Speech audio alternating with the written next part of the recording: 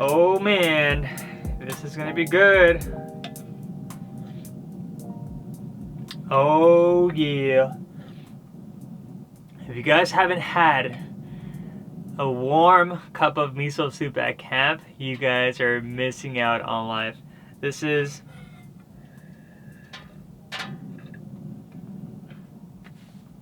definitely hitting the spots. But enough about the miso soup. The reason why we're making this video is because winter is right around the corner. For those of you guys that are camping already, you'll know that the temperatures are dropping. I was out 2 weeks ago up in these areas. It was right at 30, 35. I was out in Big Bear just last week. If you guys haven't watched that video, check it out. But even in Big Bear, it was still right at 35, 40. So definitely temperatures are dropping. And this is why I'm making this video. I recently got a Dickinson heater installed at TinyRig Co out in Westminster, California. And this thing has definitely kept this canopy camper nice and cozy.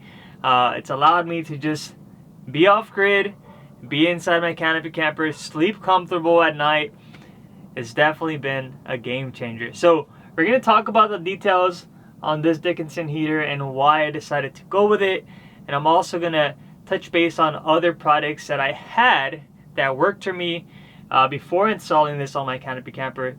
Just for those of you guys that might want to be camping out in the snow, out in the middle of nowhere where the temperatures are going to be dropping. Hopefully these little tips or these gadgets or products, they help. So first, for sure, you always want to bring a sleeping bag.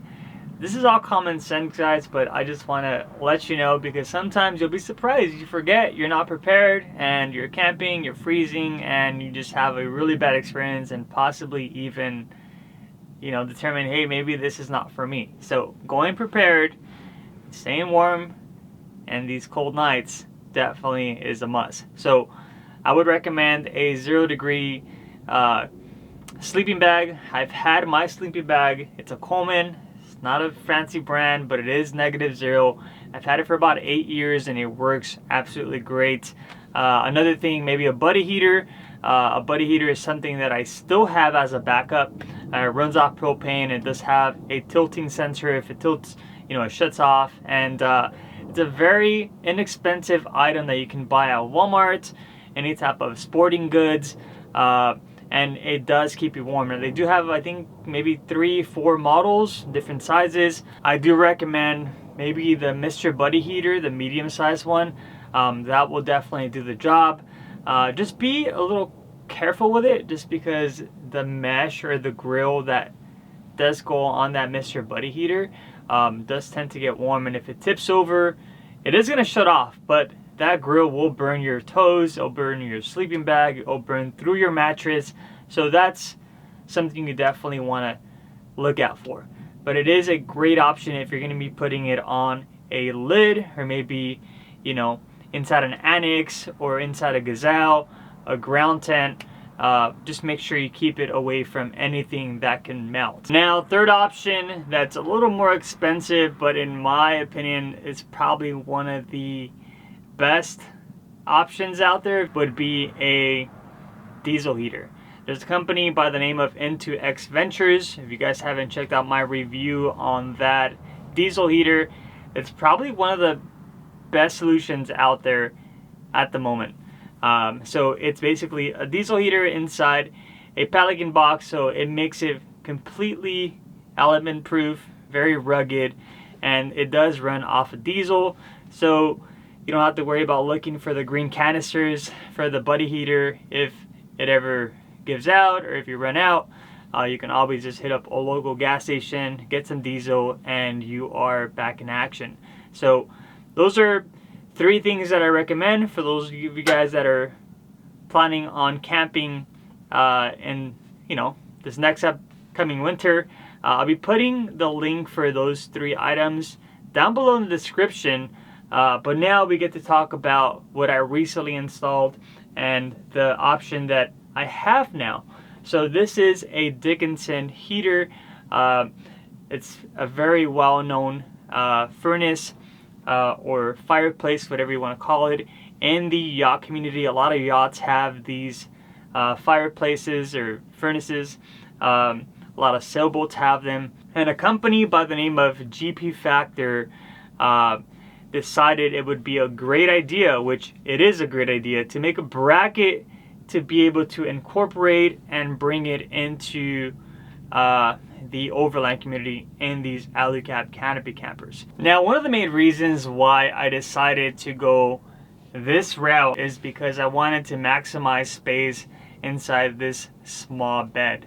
For those of you guys that have a Toyota Tacoma, know that the bed of these trucks is not that big. Unless you go with a long bed, then, you know, you're in luck. I should have done that in the first place. But I do have a short bed. I did install the goose gear system to have everything organized. I did get the low pro 13-gallon Alu-cab water tank. I got my shelf. I mean, pretty much it's where I want it and in its place and organized. So yes, I had to talk to Daniel, Tiffany, Noah out at TinyRig and was like, hey man, I really want to get one of these installed. So same process as always, you know, went through the build sheet, went through what it takes, how much it costs, what parts we need to make this happen. And yeah, they got it all taken care of. They ordered everything, dropped off my truck, and installed it in one day. So I'm gonna show you guys how it works. You guys are gonna trip out. It just sets the mood in here. Right now it's nice and toasty and it's so easy to use. So let me show you guys. Now, to operate this unit, pretty straightforward. I learned it the first day that I got it installed. Ryan at TinyRig walked me through the whole entire thing and it was simple as cake. So on this side we have the knob for the gas. The gas has 2 options. You have a low setting and a high setting. On this side you have your fan, and you do have a small controller here that allows you to turn it on and off, and then you obviously can turn this to turn the fan from a low setting to a high setting. So all I'm going to do is hold this down, turn it to low, grab my lighter, and turn it on. Just like that. Now, for those of you guys that are just watching because you want to check it out, this is it, guys. It's easy to use. It's going to keep you warm at night. And now, for those of you guys that just got one installed, just know that you do have to hold the knob down just a bit to allow the gas to go through the line into the furnace.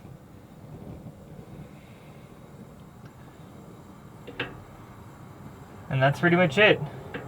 You can put it to high, you can put it to low. And now we're just going to close this little door and secure it. And just like that, guys. Isn't that so neat? Like, if I turn the light off, just picture this at night. Like the vibe, the noise, something about it just kind of sets the mood inside this camper. Now, this tip is for those of you guys that plan on getting one of these or maybe have one on order and just waiting for a few parts to come in. You do want to start this maybe about 20 minutes to 30 minutes before you get into your camper. That way when you go in, everything's nice and cozy. Another thing is, when you do turn it on, only turn on the gas side of it. Don't turn on the fan yet. Just allow the unit to get hot.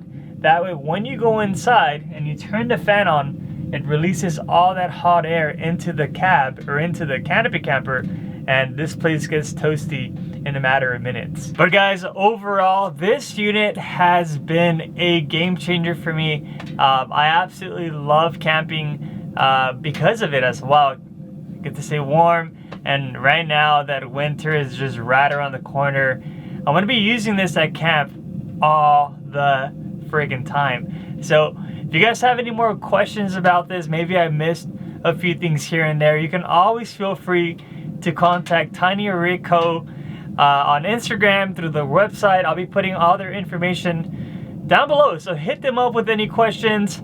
And guys, if you have an Alu-cab canopy camper, this is something that you want for these cold nights at camp. As always, I want to thank you guys so much for always watching, for always tuning in, and I'll catch you guys in the next video. Peace.